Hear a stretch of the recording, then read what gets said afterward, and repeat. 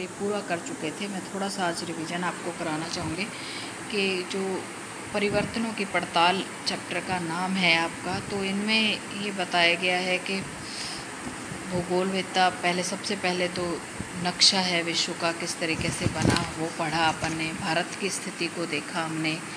उसके बाद हम आगे बढ़े तो हिंदुस्तान शब्द का अर्थ क्या था, भारत जिसको अभी कहा जाता है कहाँ था स्थित, ये हमने देखा।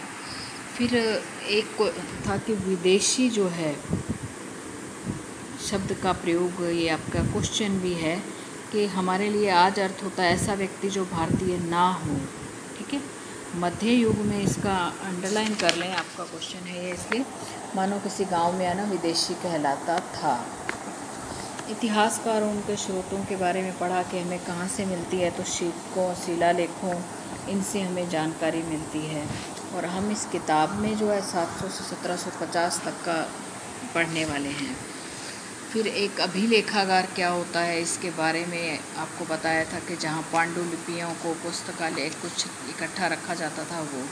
फिर आपको बताया छापे खाने नहीं थे तो लिखने वाले हुआ करते थे, उसके बारे में हमने।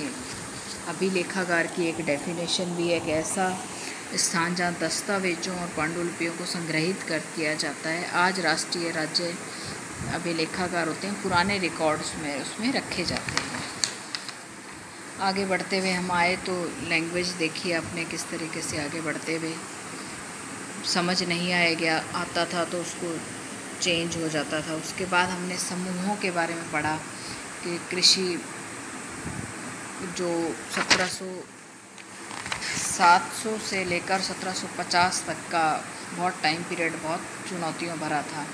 सिंचाई में बहुत परिवर्तन हुआ, खाना पीना, ये सब आगे के चैप्टर्स में पढ़ेंगे। लोग इकट्ठा रहना शुरू हो गए, यहाँ तक हम आ गए थे।